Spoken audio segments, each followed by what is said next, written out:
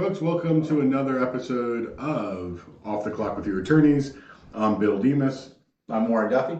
And we have a special guest, Adam Talley with Talley Insurance. And today we're going to talk about property insurance. If you didn't see our video on motor vehicle insurance, please go look at it. Super interesting. I learned a bunch of stuff. To give you a background, of course, Adam is an insurance Yes. agent. Warren, before he was an attorney, he was an insurance agent. So I'm going to ask a lot of questions, and they're going to talk a lot of stuff, and I'm going to glaze over here sometimes because I'm listening to them talk. But they're really, really knowledgeable in this, and we're going to break it down in a way that you all can understand it. We also like to have fun while we're up here too. So, Adam, your agency, you sell property, or what people typically call homeowners insurance. Correct. Yeah. Now, property goes beyond just homeowners, right? So your homeowners is going to be for your, your owner occupied, usually primary only. We do have some carriers that'll do a secondary home. We talked about this before the show. You really need to be careful on the amount of months that you're there or not there, because if it's going to be, more unoccupied than it is occupied, probably needs to be on a different policy. Property would also include your rental properties, right? So it'd be typically a DP3, which stands for dwelling fire policy. Essentially, it's just a rental policy for a rental property. But we do see some of the secondary homes go on there just due to the amount of time that they're occupied, because that's how the carrier would like to rate it. Your homeowner's policy is going to have a lot of included coverages, where your DP3 might not, right? Where it might just not have some of the things. So you're just not living in it, right? Mm-hmm. So some of that stuff, property would also include renter's insurance. And then, of course, builder's risk. And that's all the stuff on there's more, of course, but that's all the stuff on the personal line side. We'll have to come back and do a commercial lines day. Yes, we will. That also includes property insurance, but that's a different beast. That's a big beast, a whole different world. Yes, I probably need 2 hours for that. So let's break it down. Okay. So in your normal homeowners insurance, mm-hmm. there's coverage for structure and dwelling. Correct. And what is that? So coverage A, as you might see it listed on there, is going to be for your dwelling. On flood, you might see it say building limit, but it's all the same, right? And that's covering the structure itself. And the way we get that limit is we do what's called a replacement cost estimate.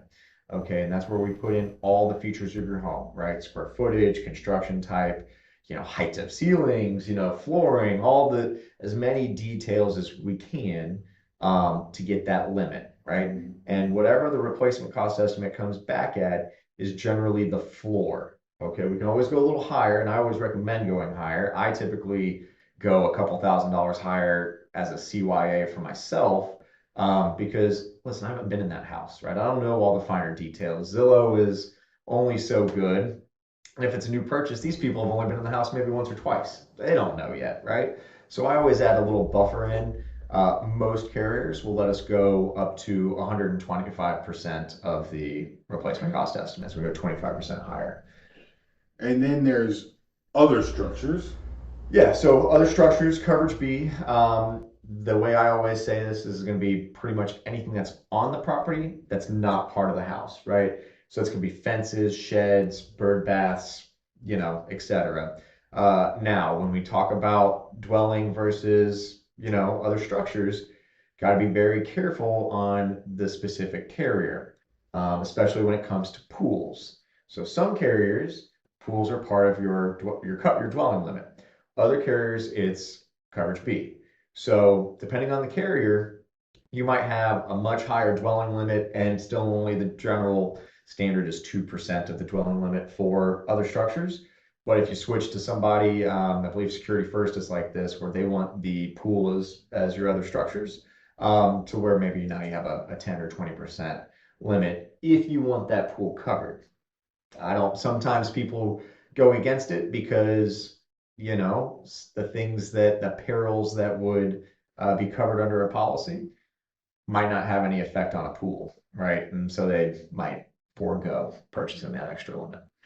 Now there's contents, which is your personal property, and that gets a little touchy. It does. A general, a very basic way that I explain it to most people is if you can imagine putting your house in your hand and taking the roof off and shaking it upside down, anything that falls out is generally going to be your personal property. Now there's two ways to cover it as well. So, you can have on the base level, it's going to be actual cash value, right? Which is the depreciated value for your items. We always recommend personal property replacement costs because that's going to give you the cost to go buy it brand new. Now, you kind of touched on something, and I don't know if this is where you were trying to go with it, but there are usually sub-limits built into the policy based on the type of personal property it is. That's exactly. So I always tell people, I deal with a lot of first-time home buyers, and they're in that stage of life where they're getting married, they're getting engaged, right? And I always like to remind them, listen, jewelry coverage is going to be limited. If you want it covered, we need to do a separate policy, or we need to schedule it onto that homeowner's policy. I recommend the standalone policy because that way, if you switch your homeowners later, you don't have to worry about, oh, I forgot that was insured there and not here. And generally the rate is better on a standalone policy anyways, which we offer as well. So. Okay, and that's standalone jewelry policy. Jewelry, yes. There are fine arts policies out there as well. So if you're a collector of fine arts, there's standalone policies for that as well. And that'd be an inland marine policy, depending on your velvet picture of the dogs playing poker is not fine art. It is not fine art, and it is definitely below the limit policy. Speaking of which, what are these kind of internal limits? What do you typically see, say, for jewelry? So it'll say jewelry, watches, and furs. How furs get mixed in with jewelry and watches, I have no idea. General is 1,500 to 2,500. We'll see as the standard sublimit. And certain carriers have endorsements to where you can increase that sublimit up to 5,000, 6,000, something like that. So your more modest jewelry can still be covered for the most part, but it's the big stuff, the big rocks that you want to make sure you're protecting. And that sublimit is a total amount, not a per item, right? Correct. Yeah. Now I do think the language would depend on the carrier, but in general, yeah, that's going to be a total amount, not a per item. What else is typically limited? What other things do people generally have that they think is covered, but is not going to reach that level in a lot of cases? Usually there might be an electronics limit that's on there. Again, 1,500, that kind of stuff. It just depends. Some carriers, it's hard to speak in specifics because every carrier is unique on their policy form. All right, guys, we've been joined by a special guest. It's Jason Herman. Of Herman Wells. Of Herman Wells, yes.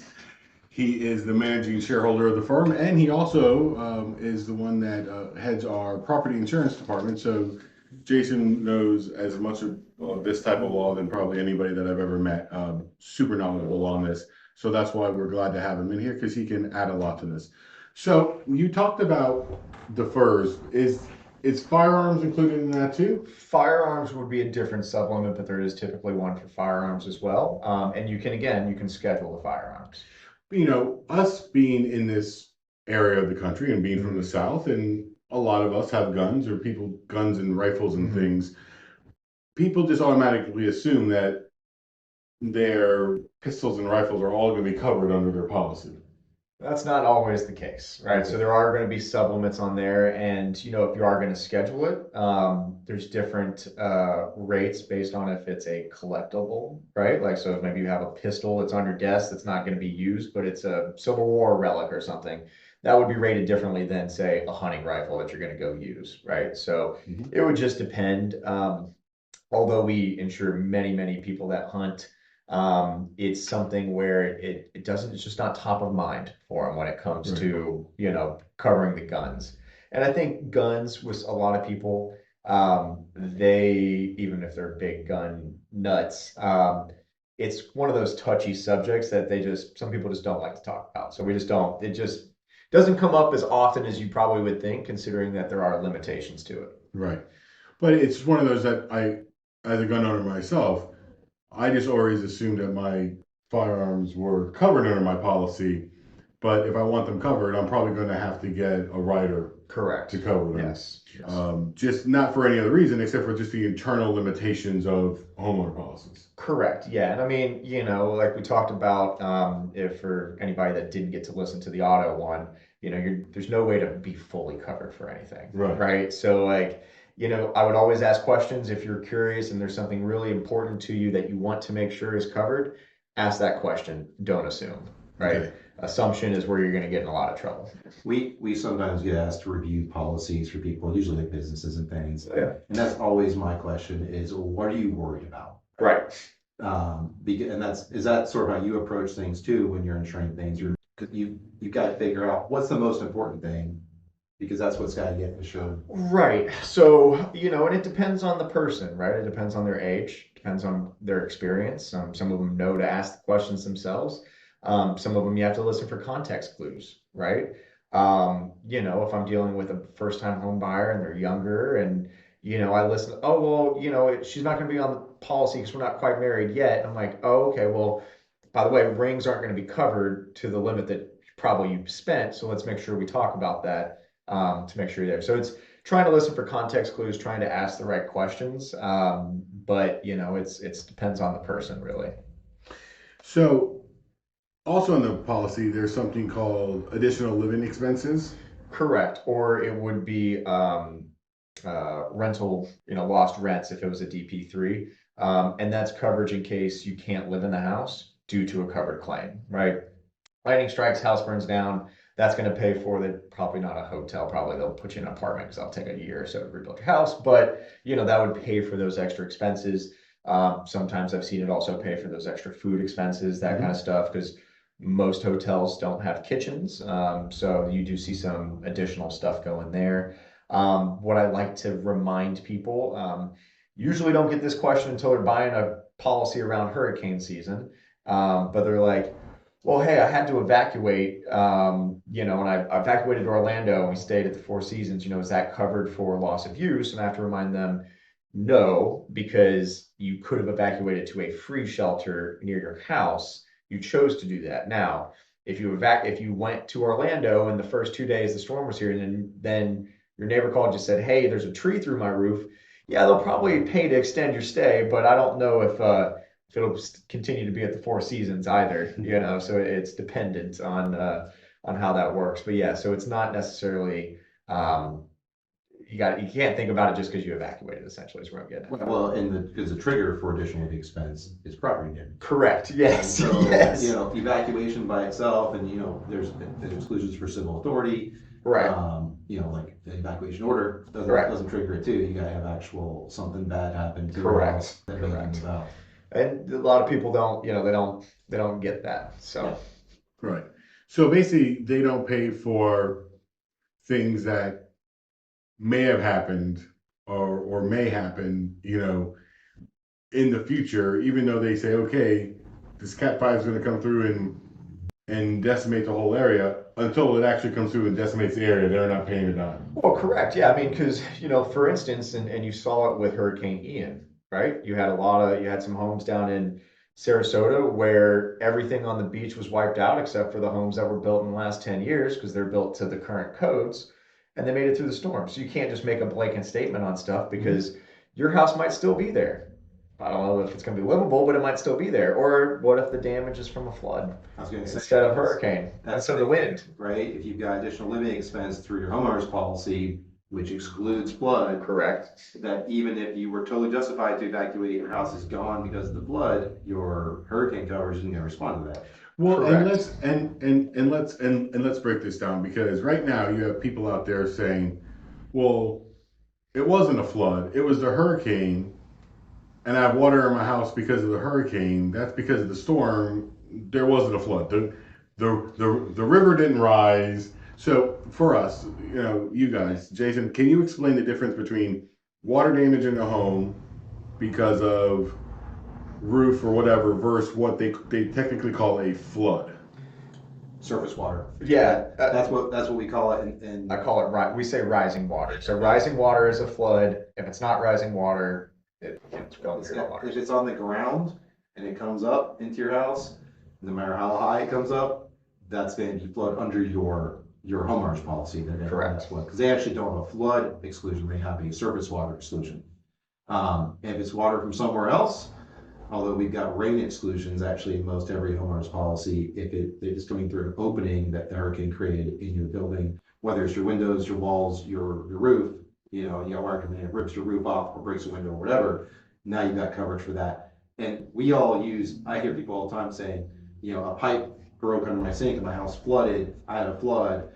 That's not flood, that's water damage. That's water damage. And it might be not limited. flood. It's probably going to be limited Like- depending on the age of your house, but Yeah, we all call that in normal language, my house flooded is normal. In insurance nerd language, Right. now you got water damage there, that's not flood, which, Correct. FEMA might be talking about.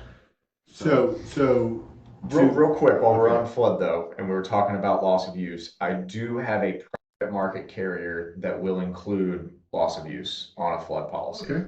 So you might not be left out in the cold if it is flood, but you got to ask, and they don't take everybody because they don't have to. The NFIP does.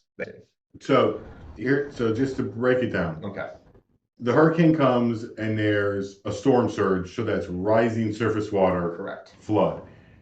The hurricane dumps 15 inches of rain, which floods all the streets, and you have water flowing into your house off of the ground because of all that. That's a flood. Correct. The neighbor's bird bath shoots through the side of your house, blows a hole in there, and then water pours into your house because of the hole in the window or in the side of the house.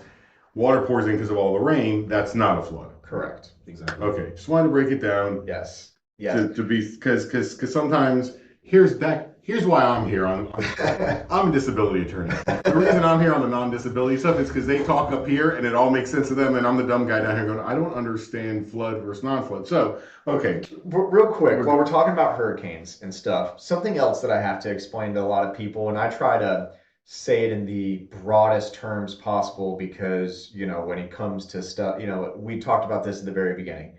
Every carrier is unique. Don't just assume that one contract is the same as the other one. So every carrier is going to cover things differently and they're going to classify things differently. But when we're talking about a hurricane, right, or your hurricane deductible, which is generally 2% of your dwelling limit, right? So $300,000 dwelling limit, that's a $6,000 deductible. They're talking about the event, okay? It might not necessarily need to be a category 1 when it's sitting over your house to trigger that hurricane deductible, right? So, because I had a lady that lived in Howie in the Hills, and she goes, "Oh, make my hurricane deductible 10%. It's never going to be a hurricane when it gets here." I'm like, doesn't matter if it's a hurricane when it gets there. It's typically, sometimes it's even just a named storm, depending on the policy, right? So, like, if it's Miami as a category 1, and it's still a storm when it comes here, but it's not a tropical storm, you're probably still having your hurricane deductible apply. So, generally to the entire system, depending on the carrier and how that breaks down. I want to circle back to something that you said, because you said on the pipe burst. Okay, yeah, I think you said that. And you said, well, he was talking about it, and then you said, well, certain caps may apply. Correct. Let's go there. Explain that. Yeah, so a lot of carriers, and you'll probably see this across the board moving forward on new business, and it might not have any age restrictions to it. A lot of carriers are limiting water damage to $10,000, right? Usually it's based on age, so like a lot of them it's like 20 years or older. They're adding that on there. I believe one of our carriers just made it every policy has 10,000. So you got to be careful on that. And another thing when it comes to water damage is you have to remember water backup and sump pump overflow is generally an extra endorsement that you need to add, right? And water backup is going to be like the sewer system or something like that backing up into your house. That's going to be a pretty crappy day. It's going to be even crappier if you call me and I say, well, you didn't want to spend $25 for the year to add $5,000 worth of coverage, right? So there's some limitations there. Now, something promising that one of our current carriers does, and I think it's really unique, and it's actually the carrier that I'm with for my house. They have their water damage limit is either it's $10,000 or 5% of your dwelling limit, right? Which is a way for, especially if you're in a larger house, it's a way to have more water damage coverage when you're probably going to be limited to 10,000 with any other carrier. That's Southern Oak, and I don't know if you guys have dealt with them, but I like that. I like that feature because what also happens year over year at renewal is your dwelling limit with most carriers is going to go up. to account for inflation, which means that you're going to have more water damage coverage year after year after year, which is a benefit. I mean, I think that's consumer friendly as opposed to some of the rigidity in some of the other carriers. Yeah, I mean, because water damage nationwide is probably the biggest risk. Aside of in Florida, we have storms. Correct. But it's where you face the most risk, and it causes big damage. Well, an inch of water, they got to go 3 feet high on your drywall. Yeah, and that's if you're just got water coming out of a supply line, just coming out of a toilet or something. Yeah. Now you got bio issues. Yes. Yeah. Not a fun day. So we've seen. I want to circle back and we can talk about what is a sewer or a drain, because there's actually a really technical law around it. But on the $10,000 water limit, what we're seeing is it's paired with quite a few different carriers now with a manned repair program. Okay. So like Citizens, and which you can do this, they say you've got $10,000 of water coverage, but if you tell us you'd like us to repair your house directly instead of paying you money, and we say no, the cap doesn't apply. Or if we say we're going to, and then we don't, the cap doesn't apply. And so it's a way to also, open it up. And so people have different feelings about letting an insurance company control repairs, but it's a way to get what is oftentimes, especially if you're talking about a kitchen leak, cabinets being destroyed. Yeah. Oftentimes a way to extend coverage beyond that too. Yeah. Yeah. So what I want to talk about right now are some typical exclusions. And we gotta, and According to the policy. yeah, we're going to run through these fairly quickly. A big one are, of course, diving boards and slides for pools. They don't want any of those. Trampolines. They don't want any of those. Certain breeds of dogs. Yes, certain breeds of dogs. And you'll be amazed on some of the dog breeds that they exclude because they're not the ones that you think they typically exclude. So some of them, and I think Great Danes are a good example, right? Great Danes, I've met many, many Great Danes. They've all been big couch potatoes. They're really, really sweet dogs. The problem is they're massive. And if that dog gets excited and, you have a 3-year-old in the house and it jumps on, it could, cause some pretty serious bodily injury to a child. And that's why they're on there, right? And it's they use statistics and stuff, but, the breed list is, I think, a little overbearing. And we talked about this before the show is, every policy already includes an animal liability exclusion. So they've written their contract so poorly that their exclusion, they still have to exclude, certain dog breeds because their exclusion doesn't work out that well. And we're talking here, this is exclusions from an underwriting perspective. Correct. Like you put this on your application, I got a diving board. These would make you ineligible. Yeah. These would make you they would make you ineligible, and if you went to go file a claim, good luck. Right. And really that's because of, on a homeowner's policy, you got 2 sections of it, right? You got free section and you got liability section. Correct. Liability is when someone, and I think also, maybe you can speak to this, a common misnomer people have is if someone didn't get hurt at my house, my homeowner's insurance wouldn't respond, and it's a little more broad than that. Correct. Yes. So, so liability is on a homeowner's policy is generally going to cover you anywhere in the world except for other properties that you own. So think about that homeowner's policy like being or a car, right? Well, you have your own car insurance. Yeah. Cars are separate. Cars also aren't personal property, so you have to, get comp and collision. So think about your homeowner's policy as the donut, and if you have a rental property, that DP3 is the donut hole, right? And it fills the gap. So that's the difference there. Now, don't go intentionally tripping people in Europe to test out those liability limits, but but also what you're talking about is that this isn't a matter of moving the trampoline away when you get the home inspection and then moving it back, or is borderline fraudulent activity, right? Which goes to what we were talking about in the auto one is you're committing insurance fraud. Correct. Which means that if you do have an accident, like a hurricane rolls through and destroys your house, and you're showing the adjuster pictures of your property, and there's a trampoline in your backyard, and in these pictures that you're showing, they're gonna say, "Oh, you had a trampoline? We're not going to cover you." They could, I think, I think the trampoline issue is a liability issue. I personally would have a hard time watching them deny a water damage claim because you have a trampoline in your backyard. I know some carriers try, right? And it But comes the down argument, to, did you answer the application questions correctly? And we talked about this beforehand as well, right? Those big 70-page policy packets, buried in there is, if you've had material change to the risk, you need to let the carrier and your agent know. Nobody reads those things. I mean, you guys are attorneys. I'm sure you maybe have read your own, but maybe, right? Like, most people don't read that stuff, so they're not informing us. Like, yeah, they bought the house before they had kids. Now they have kids. Kids like trampoline. I'll get them a trampoline for Christmas. They're not thinking about it. A lot of times it's not malicious, right? It's not what you're talking about. Is I took the trampoline to the Yeah, neighbor's house, right, and then I brought it back. That's fraud, right, right? That right. that I see where they could deny it. Somebody that it's an honest person that just didn't know, right? You asked, oh, do you have a trampoline? No, so they answered no. 3 years later, they're not thinking about it. They get a there's intent, and then there's just not knowing any better. And the other thing that I want to bring out is it's what you're talking about, intent versus not. Correct. Right? Yeah. So there's a huge prevalence now with getting these dogs genetically tested because, oh, I got a mutt from the pound. I really want to see what that dog is.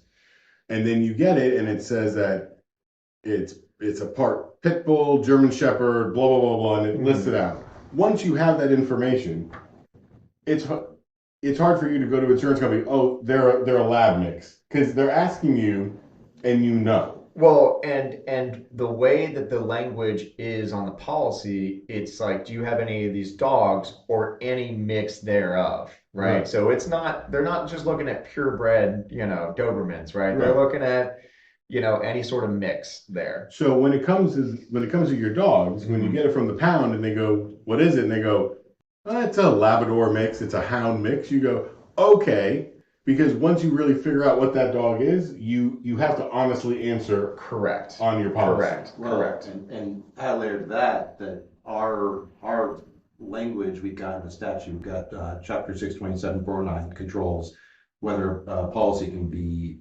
rescinded because of misrepresentations in the application. Innocent misrepresentations can void out a policy under the law. And so, we see this sometimes like in a life case where someone says, I don't think I have a heart condition, and our courts say, you didn't know, you never got diagnosed, but you did, and the insurance company doesn't pay. Mhm. But we also see in a lot of homeowners policies this language at the bottom that says, I certify that the above is true to the best of my knowledge. And our courts say when that's the case, now we look at whether you knew or not. And so if you got a dog from the pound, you thought it was a lab mix, turns out when they genetically tested it, it had some pit in it, you're good if you didn't know. But that language is optional that when they put that in there. And actually, even though it looks like it's this big warning, to the best of my knowledge, actually it makes it It's better for you. it's better for you. Right. Yeah, But once you know, then at that renewal or the new thing, you have to tell them. Yeah, where you risk having your policy yanked. And by the way, it won't get yanked whenever you aren't making a claim and they're not looking at it. They're going to pull it back when you make the claim you need it, because that's when they're actually looking at it. Right. And for our final little topic here, I want to talk about something that you brought up and you went over it really quickly, and I didn't stop you because it was something I needed to talk about. Replacement value versus actual cash value in a policy. Can you guys explain that in simple terms for the people watching? Yeah. Simplest terms is ACV, actual cash value, is the depreciated value. Replacement cost is new for old, right? So it's the cost to go buy it brand new. Now, they're not going to buy you a Sony if you have a Toshiba, right? It's going to be like, kind, and quality, but it's the cost to go buy the same item brand new, essentially. So basically, in layman's terms, if we're talking about a TV, okay, and it's a 65-inch flat screen, Love it. okay, so something happens to it with Replacement value, it's going out and replacing that with a brand new 65-inch TV. In theory, In theory, yeah. in theory.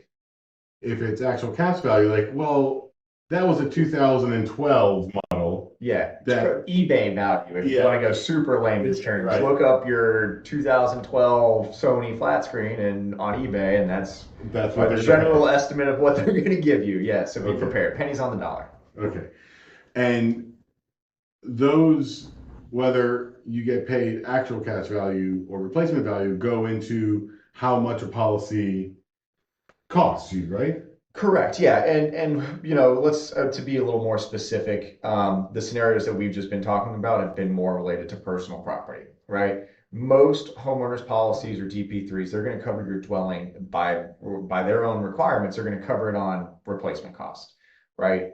And we talked, we'll do maybe a commercial one where we have, co-insurance. That's a different story, but so yeah, when we're talking about the personal property, that's what we're talking about. Although, right, on a home or dwelling policy, the building is insured to RCV to replace. We try. But you only get it once you make the repairs because the depreciation is held back prior to repairs being made by most carriers. Right. And so you're being paid the actual cash value up front, and then you do the repairs and get the rest. Correct. And so. And it's really confusing, and most claims adjusters don't do a great job of explaining it. Yeah. And you just have to tell them to be patient sometimes, because again, and we stated this when we were doing the auto insurance, right? Like my big thing when I'm talking about coverages with people and they start asking me these what ifs, I have to tell them first, I'm not a licensed claims adjuster, right? Only a licensed claims adjuster is going to tell you if and when that coverage applies, right? I can give you, to the best of my abilities, if now we're talking like that, my opinion on it and what should happen.